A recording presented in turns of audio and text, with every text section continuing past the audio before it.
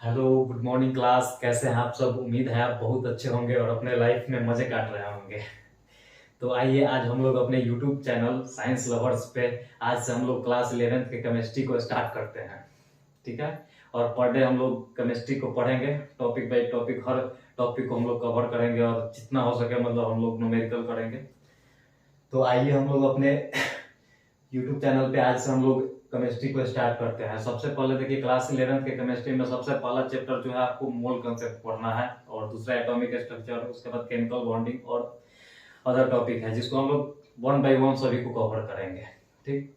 तो आइए हम लोग पहले केमिस्ट्री के बारे में कुछ जानते हैं कि केमिस्ट्री क्या है और उसका जन्म कैसे हुआ था, केमिस्ट्री का जन्म कैसे हुआ था, कब हुआ था, और उनमें मुख्य भूमिका के रूप में किनका नाम आता है, कि उन जो बहुत बड़े बड़े साइंटिस्ट थे उन उसमें मुख्य रूप से कौन कौन थे, उनके बारे में हम लोग जानते हैं। देखिए, केमिस्ट्री केमिस्ट्री को बेसिकली हम लोग एटम्स और मॉलिक्यूल्स के टर्म में बहुत अच्छा से डिफाइन कर सकते हैं। हम लोग डिफाइन करते हैं, उसी के बारे में हम लोग पूरे केमिस्ट्री में पढ़ते हैं। एटम्स एंड मॉलिक्यूल्स के बारे में हम लोग पढ़ते हैं। ठीक है। और उसके बाद उन्होंने इसीलिए इसीलिए केमिस्ट्री को कहा जाता है, एटम्स एंड मॉलिक्यूल्स का साइंस कहा जाता है, एटम्स एंड मॉलिक्यूल्स का विज्ञान कहा जाता है केमिस्ट्री को। ठीक। अब देखिए, अब फिर उसके बाद आइंस्टीन साहब आए थे, और आइंस्टीन साहब ने आके यूनिवर्स को, ब्रह्मांड को दो पार्ट में क्लासिफाई किया था। एक था मैटर और दूसरा एनर्जी था। तो मैटर हम लोग फिजिक्स में पढ़ेंगे, जैसा कि आप देख सकते हैं कि ये मैटर है, तो मैटर को हम लोग फिजिक्स में पढ़ते हैं। और एनर्जी, नहीं नहीं, सॉरी सॉरी, मैटर को हम लोग केमिस्ट्री में पढ़ते हैं और एनर्जी को फिजिक्स में पढ़ते हैं। ठीक है। ओके, आप यहाँ तक समझे होंगे। उसके बाद उन्होंने एक मोस्ट इंपोर्टेंट फार्मूला भी दिए थे, उन्होंने E बराबर mc स्क्वायर, जो मोस्ट इंपोर्टेंट फार्मूला, जो सबसे ज्यादा यूजफुल है हम लोग के फिजिक्स में आते हैं, और सबसे ज्यादा यूजफुल फिजिक्स में आता है, और बहुत सारे इंजीनियरिंग में भी इसका उपयोग होता है। ठीक है। आई होप आप इतने समझे होंगे। अब आइए हम लोग समझते हैं कि केमिस्ट्री का खोज एक्चुअली में किस के वजह से हुआ था, और मतलब उस टाइम के जो साइंटिस्ट थे वो क्या खोज करने के लिए निकले थे, और उन्होंने क्या खोज किया। ठीक है। तो आइए देखिए, समझते हैं हम लोग। देखिए, केमिस्ट्री, जैसा कि हम लोग समझते हैं केमिस्ट्री को, ये कोई बहुत पुराना सब्जेक्ट नहीं है। इसका मतलब केमिस्ट्री का खोज लगभग 1300 से 1600 सी में हुआ था। ठीक है। उस टाइम, उसके बीच में जैसे शुरू शुरू में जब साइंटिस्ट लोग थे तो उनका मानना था ना, वो एक्चुअली में केमिस्ट्री का खोज नहीं करने गए थे। उन्होंने दो मतलब इंटरेस्टिंग चीज जो था ना उसको खोज करने गए थे, जिसमें फर्स्ट आता है आपका फिलोसफर स्टोन, यानी पारस पत्थर। उनका, उन लोग का मानना था ना उस टाइम में कि कोई तो ऐसा पत्थर होता होगा जिसको हम लोग मेटल से टच कराएंगे, किसी मेटल से टच कराएंगे तो वो सोना बन जाएगा, गोल्ड बन जाएगा। तो इसी के खोज करने के लिए निकले थे उन लोगों ने, कि फिलोसफर स्टोन कहीं मिल जाएगा तो उससे हम लोग किसी मेटल को टच करा के उसको सोना बनाएंगे, गोल्ड बनाएंगे। और दूसरा उनका पर्पस था एलेक्सियर ऑफ लाइफ, मतलब उनका एक और मानना था कि कोई ऐसा तो केमिकल होगा जो मतलब अमृत होगा। अमृत का खोज करने के लिए निकले थे। एलेक्सियर मतलब अमृत, अमृत का खोज करने के लिए निकले थे कि हम लोग अमृत का खोज कर लेंगे और पियेंगे तो मतलब हम लोग अमर हो जाएंगे, जो कि ये दोनों नहीं मिल पाया था हम लोगों को। तो आइए, आप हम लोग कुछ इंग्लिश में हम लोग लिखे हैं और उसको समझ लेते हैं। एक्चुअली ये अपने से लैंग्वेज में बना के लिखना रहता है, जरूरी नहीं कि आप जाइएगा एग्जाम में तो सेम टू सेम आप इसको लिख ही दीजिएगा, याद करके रट के कुछ नहीं होता है, उससे आप नहीं एग्जाम में लिख पाइएगा। इसलिए आप अपने लैंग्वेज में इसको बना के लिखिएगा। ठीक है। हालांकि ये आपको एग्जाम में नहीं आएगा ये, तो हम लोग इसी सब्जेक्ट को, केमिस्ट्री को एक इंटरेस्टिंग सब्जेक्ट बनाने के लिए कुछ उसके बेसिक के बारे में जानना बेहद जरूरी होता है, इसलिए हम लोग कुछ इसके बेसिक को जान लिए। तो आइए समझ लेते हैं। अब इसको इंग्लिश में कुछ लिखल है। देखिए, केमिस्ट्री बोल रहा है, chemistry deals with the composition, structure and properties of matter. Those aspects can best described and understood in terms of basic constituent of matter, atoms and molecules। देखिए, केमिस्ट्री को हम लोग बहुत मतलब डीपली हम लोग एटम्स एंड मॉलिक्यूल्स के term में डिफाइन करते हैं, इसको पढ़ते हैं। केमिस्ट्री में बेसिकली हम लोग एटम्स एंड मॉलिक्यूल्स के बारे में ही पढ़ते हैं। ठीक है। इसीलिए केमिस्ट्री को एटम्स एंड मॉलिक्यूल्स का साइंस कहा जाता है, विज्ञान कहा जाता है, एटम्स एंड मॉलिक्यूल्स का विज्ञान कहा जाता है। उसके बाद ये तो आप समझे ही है कि आइंस्टीन साहब आए थे और उन्होंने यूनिवर्स को दो पार्ट में क्लासिफाई किया था, एक था मैटर, दूसरा एनर्जी था। मैटर को हम लोग केमिस्ट्री में पढ़ते हैं और एनर्जी को फिजिक्स में पढ़ते हैं। ठीक है, उन्होंने एक फॉर्मूला दिए थे, उन्होंने E बराबर mc स्क्वायर फॉर्मूला दिए थे। और तब आइए अब इधर हम लोग कुछ पढ़ लेते हैं। Chemistry as we understand it today is not a very old discipline. Chemistry was not studied for on its sake. Rather, it came up as a search for two interesting things. यहाँ पे things छूट गया है आपको, sorry, यहाँ पे interesting things हुआ, two interesting things। ठीक है, मतलब दो इंटरेस्टिंग चीजों की खोज करने के लिए साइंटिस्ट निकले थे। और उनको, जैसे मैं आपको फिलोसफर स्टोन बताया है कि फिलोसफर स्टोन मतलब कोई ऐसा पत्थर होगा जिसको हम लोग किसी मेटल से, जैसे में लोहा से, मतलब आयरन से और कॉपर से टच कराएंगे तो वो सोना हो जाएगा। तो उनको ये भी नहीं मिला। और दूसरा उनका पर्पस था एलेक्सियर ऑफ लाइफ, मतलब अमृत का खोज करने के लिए निकले थे वो लोग। तो उनको अमृत भी नहीं मिला, मतलब किसी की, मतलब हम अमृत पी लेंगे तो अमर हो जाएंगे, ये चीज भी नहीं मिला उनको। तो आई होप आप इतना समझे होंगे और आइए अब हम लोग इसके बारे में जानते हैं कि केमिस्ट्री का मुख्य रूप से ग्रोथ कब हुआ था और उस टाइम एंशिएंट इंडियन साइंटिस्ट थे, उनका क्या भूमिका था इसमें। तो आइए अब हम लोग आगे समझते हैं और नेक्स्ट स्लाइड में आपको बताएंगे कि कैसे हम लोग कब मुख्य रूप से ग्रोथ हुआ था, किस सेंचुरी में, और इसमें भारतीय कौन कौन साइंटिस्ट का इसमें मुख्य रूप से नाम आया था।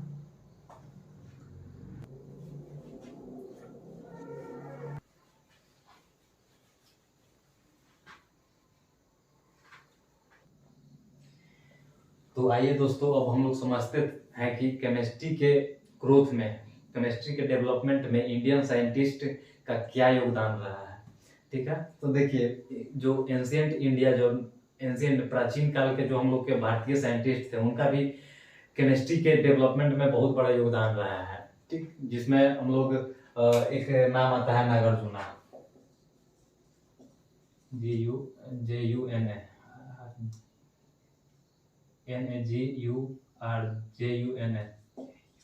नागार्जुना नाम के साइंटिस्ट हुआ, मतलब नहीं जो साउथ वाले मूवी के नागार्जुना है, ये नागार्जुना जो प्राचीन काल के केमिस्ट्री में उनका मतलब योगदान रहा है केमिस्ट्री के डेवलपमेंट में।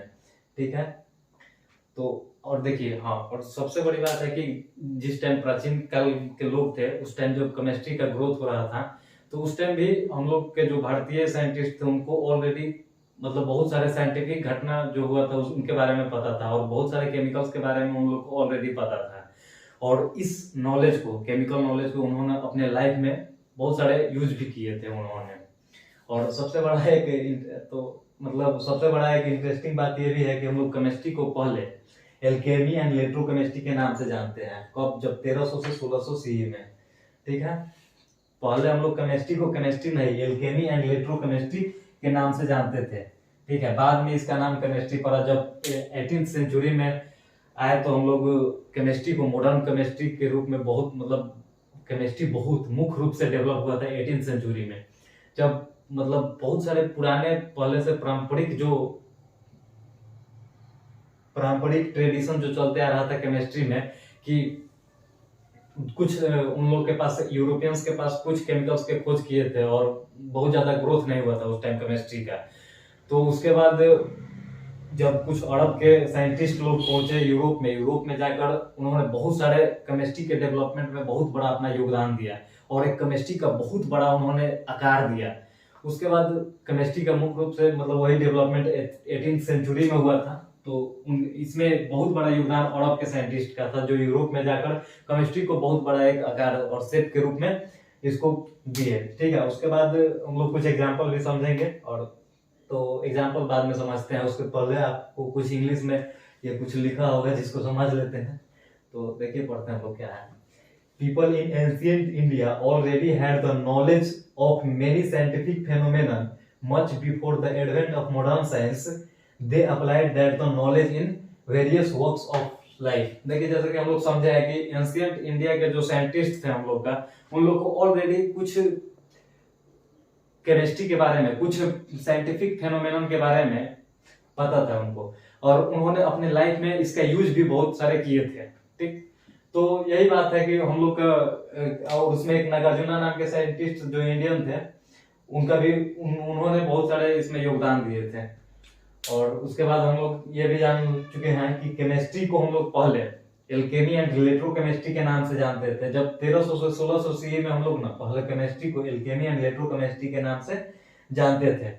ठीक है, आई होप आप इतने समझे होंगे। उसके बाद देखते हैं, modern chemistry took shape in 18th century in Europe after a few centuries of alchemical tradition which were introduced in Europe by Arab। जैसे कि हम लोग अभी समझे हैं कि मॉडर्न केमिस्ट्री का विस्तार मुख्य रूप से 18th सेंचुरी में हुआ था, और 18th सेंचुरी से पहले यूरोपियंस लोग के पास कुछ पारंपरिक ट्रेडिशन, मतलब वही परंपरा से जो चलते आ रहा था, कुछ केमिकल्स उन लोग के पास था, उन्हीं को वो लोग केमिस्ट्री समझ रहे थे। मतलब उनका केमिस्ट्री का ग्रोथ उस टाइम नहीं हो पाया था। लेकिन 18th सेंचुरी में जब अरब के कुछ साइंटिस्ट गए और वहां पे यूरोप में जाके और केमिस्ट्री को एक बहुत बड़ा, मतलब ग्रोथ में उनका बहुत बड़ा एक हिस्सेदारी रहा, और बहुत ज्यादा उन्होंने अपने केमिस्ट्री के डेवलपमेंट में बहुत बड़ा योगदान दिया। तो उसके बाद 18th सेंचुरी में मुख्य रूप से केमिस्ट्री का डेवलपमेंट हुआ था। ठीक है, तो आइए अब देखते हैं हम लोग केमिस्ट्री के बारे में कुछ एग्जाम्पल को जानते हैं कि केमिस्ट्री के कुछ एग्जाम्पल हम लोग को डेली यूज हम लोग करते हैं, तो उसके बारे में कुछ एग्जाम्पल समझते हैं। देखिए अगर बात केमिस्ट्री की होगी तो आप ये समझ के चलिएगा कि आप चारों तरफ अपने इन्वायरमेंट में आप केमिस्ट्री से ही घिरे हुए हैं। जैसे कि हम लोग जैसे मानते हैं कि हम लोग का जैसे तबीयत खराब होता है, बुखार उखार लगता है या कुछ भी होता है, तो हम लोग दवा लेते हैं, दवाई लेते हैं हम लोग। तो दवा लेते हैं तो उसमें बहुत सारे केमिकल के कंपोजिशन से बनता है। कोई भी मेडिसिन या दवा बहुत सारे केमिकल के कंपोजिशन से बनता है। और उसके बाद हम लोग जैसे में आप कॉस्मेटिक देखेंगे आप, जो कि बेसिकली लड़की लोग लेती है, जिसमें बहुत सारे मेकअप करने वाला सामान आता है, उसमें लड़की लोग बहुत ज्यादा इंटरेस्टेड होती है, कॉस्मेटिक के सामान लेती है। और लड़का भी इंटरेस्टेड होता है, बट लड़की परम सुंदरी दिखने के लिए बहुत ज्यादा अपने मेकअप का सामान लेती है, और लड़का बहुत नॉर्मल बात है, वो तो हम लोग कड़ू तेल भी लगा के काम चला लेते हैं। ठीक है, सरसों के तेल ही काफी है ठंडा के दिन में, इसे भी वोट हम लोग का फटता उठता नहीं ज्यादा। ठीक है, तो आई होप इतने समझोगे। और डेली यूज में हम लोग जैसे टूथपेस्ट लेते हैं, हम लोग जैसे कोलगेट वोलगेट लेते हैं, हम लोग बहुत सारे कोलगेट आते हैं, मंजन आता है, या और सारे केमिकल्स हो गए। जैसे में आप साल्ट भी ले लीजिएगा, नमक उमक लीजिएगा, वो भी बहुत सारे केमिकल्स के कंपोजिशन से बनता है। बहुत सारा हो गया एग्जांपल आपका। उसके बाद आप मेटल्स देखेंगे, जैसे मेटल्स में आपका आ गया आयरन, आपका आ गया ब्रास, आ गया ब्रोंज, आ गया। तो ब्रोंज भी तांबा और टीन से मिलकर बनता है, ब्रास तांबा और जिंक से मिलकर बनता है। वैसे ही घन मेटल, मुंज मेटल, बहुत सारी चीजें होती है इसमें। और मेटल्स में आप सबसे बड़ा एग्जांपल आप स्टील ले लीजिएगा। स्टील जैसे आप ये छत उत ढलाता है, जो हम लोग का सीलिंग लगता है, उसमें रड का यूज होता है, तो वो भी स्टील का बना होता है, जिसमें स्टील को बनाने में कार्बन का परसेंटेज होता है, कुछ परसेंट कार्बन होता है उसमें और कुछ परसेंट आयरन होता है। ये दोनों के कंपोजिशन और बहुत सारे केमिकल्स को मिला के इसको बनाया जाता है, तब हम लोग का मेटल्स तैयार होता है। जैसे आप गोल्ड को भी ले लीजिएगा तो उसमें कॉपर की मात्रा मिलाई जाती है। ऐसे ही गोल्ड, आप 24 कैरेट का सोना को आप नहीं पहन सकते हैं। ठीक है, और उसके बाद आपके हाथ में अभी जो फोन है, ये सबसे बड़ा केमिस्ट्री का एग्जांपल है, जिसमें फोन का बैटरी जो लगा हुआ है, ये सबसे ज्यादा, मतलब बहुत सारे केमिकल के कंपोजिशन से इसको मिला के बनाया जाता है केमिस्ट्री। मतलब मोबाइल के बैटरी को बहुत बड़ा एग्जांपल है केमिस्ट्री का। ठीक है, तो आई होप केमिस्ट्री के कुछ बेसिक चीजों के बारे में आप समझे होंगे कि केमिस्ट्री का जन्म कैसे हुआ और कब हुआ, और इनके खोजकर्ता भी बहुत सारे इसमें नाम आएंगे, लेवोजियर, जिसमें हम लोग आगे समझते चलेंगे कि कौन इसका, जैसे केमिस्ट्री का पिता किसे कहा जाता है। ठीक है, तो ये बेसिक चीजें थी जो कि हम लोग समझ चुके हैं।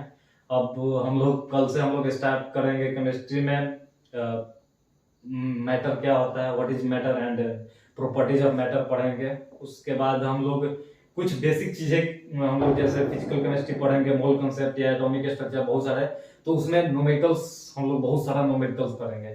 ठीक है, तो उसमें न्यूमेरिकल्स करने से पहले आपको कुछ बेसिक चीजें पता होगी, तभी न्यूमेरिकल्स अच्छा से आपको बनेगा, वरना ये चीजें फर्स्ट ईयर और सेकेंड ईयर दोनों में बहुत ज्यादा आपको इरिटेट कर देगी, आपको बहुत ज़्यादा कष्ट देगा। अगर आप जैसे में आप सिग्निफिकेंट फिगर आपको अगर पता नहीं हो, आपको सिग्निफिकेंट फिगर पता होना चाहिए, और फिर आपको पावर ऑफ मूवमेंट ऑफ 10 पता होना चाहिए, और unit conversion is most important है। यूनिट कन्वर्जन आपको पता होना ही चाहिए। अगर पता नहीं है तो हम लोग नेक्स्ट क्लास में पहले उसको हम लोग पढ़ेंगे, उसके बाद हम लोग आगे बढ़ेंगे। ठीक है, तो ये कुछ बेसिक चीजें जानेंगे, उसके बाद हम लोग आएंगे एटम्स और मॉलिक्यूल्स पे, और एज भी ऐसे ही हम लोग आगे चलते रहेंगे। ठीक है, तो आई होप आप इतने बात को समझे होंगे, और मिलेंगे नेक्स्ट क्लास में। और मेरे चैनल को सब्सक्राइब करना बिल्कुल ना भूलें, और हमारे चैनल को सब्सक्राइब करें। Thank you very much, love you.